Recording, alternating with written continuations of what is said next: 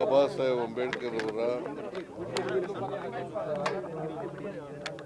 ಪರಿನಿರ್ವಾಣ ದಿನ ಡಿಸೆಂಬರ್ 6 ಅವರು ಪರಿನಿರ್ವಾಣ ಆ ದಿನ ಬಾಬಾ ಸಾಹೇಬ್ ಅಂಬೇಡ್ಕರ್ ಅವರಿಗೆ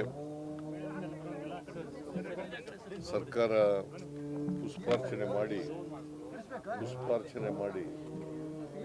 ಗೌರವಿಸ್ತಕ್ಕಂಥ ಕೆಲಸವನ್ನು ಮಾಡ್ತದೆ. ಅವತ್ತು ಸರ್ಕಾರ ಬಾಬಾ ಸಾಹೇಬ್ ಅಂಬೇಡ್ಕರ್ ಅವರ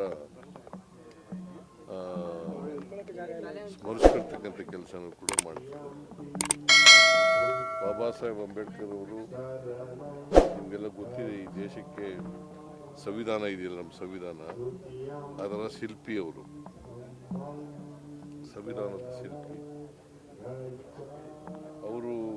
ಈ ದೇಶಕ್ಕೆ ಎಂತಹ ಸಂವಿಧಾನ ಬೇಕು ಅನ್ನೋದನ್ನು ಯೋಚನೆ ಮಾಡಿ ಬೇರೆ ಬೇರೆ ದೇಶಗಳ ಸಂವಿಧಾನವನ್ನು ಅಭ್ಯಾಸ ಮಾಡಿ ಈ ದೇಶಕ್ಕೆ ಅಗತ್ಯ ಇರತಕ್ಕಂಥ ಸಂವಿಧಾನವನ್ನು ಕೊಟ್ಟಿದ್ದಾರೆ.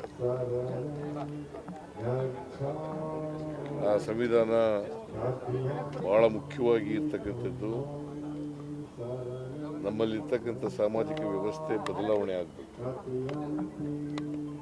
ಎಲ್ರಿಗೂ ಸಮಾನ ಅವಕಾಶಗಳು ಸಿಕ್ಕಬೇಕು,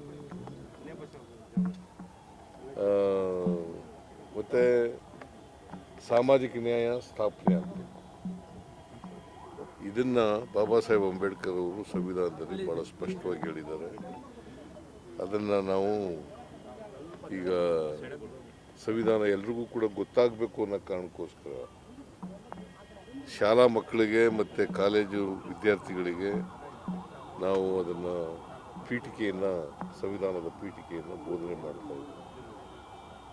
ಪ್ರತಿ ಶಾಲಾ ಕಾಲೇಜುಗಳಲ್ಲಿ ಮತ್ತು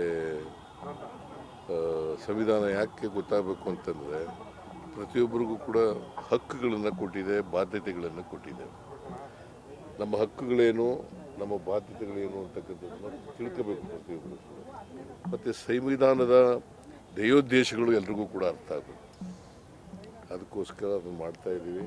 ಇವತ್ತು ಪರಿನಿರ್ವಾಣ ದಿನ, ಅವರನ್ನು ಸ್ಮರಿಸ್ಕೊಳ್ತಕ್ಕಂಥ ಕೆಲಸ ಮಾಡ್ತಾಯಿದ್ದೀವಿ. ಮತ್ತು ಬಾಬಾ ಸಾಹೇಬ್ ಅಂಬೇಡ್ಕರ್ ಅವರು ಕೊನೆಯಲ್ಲಿ ಹಿಂದೂ ಧರ್ಮ ಬಿಟ್ಟು ಬೌದ್ಧ ಧರ್ಮವನ್ನು ಸ್ವೀಕಾರ ಮಾಡಿದರು. ಯಾಕಂದರೆ ಅವರು ಏನು ಹೇಳಿದ್ರು ಅಂತಂದರೆ, ನಾನು ಹುಟ್ಟುವಾಗ ಹಿಂದೂ ಧರ್ಮದಲ್ಲಿ ಹುಟ್ಟಿದ್ದೀನಿ, ಸಾಯುವಾಗ ಹಿಂದೂ ಧರ್ಮದಲ್ಲಿ ಸಾಯಲಾರೆ ನಾನು. ಯಾಕಂದರೆ ಅದನ್ನು ಪ್ರಯತ್ನಪಟ್ಟೆ ಹಿಂದೂ ಧರ್ಮನ ಸುಧಾರಣೆ ಮಾಡಲಿಕ್ಕೋಸ್ಕರ.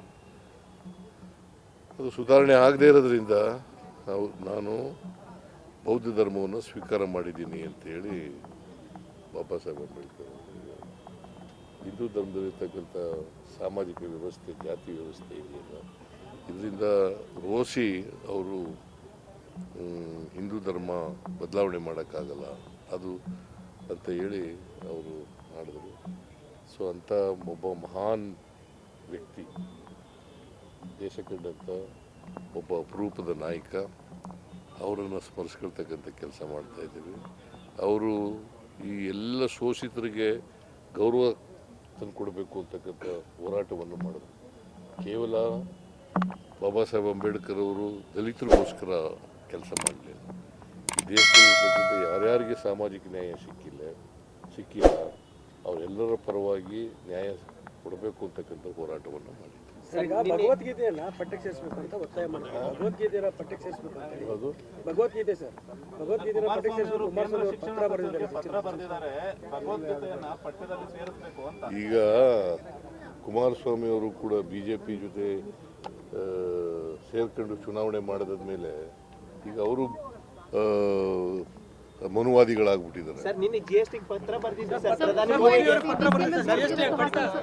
ಲೇಟೆಸ್ಟ್ ಹಾಗೂ ಇಂಟ್ರೆಸ್ಟಿಂಗ್ ಸುದ್ದಿಗಳಿಗಾಗಿ ಬಾಸ್ ಟಿವಿ ಕನ್ನಡ ಚಾನೆಲ್ನ ಸಬ್ಸ್ಕ್ರೈಬ್ ಮಾಡಿ. ಹಾಗೆಯೇ ಬೆಲ್ ಐಕಾನ್ ಪ್ರೆಸ್ ಮಾಡಿ.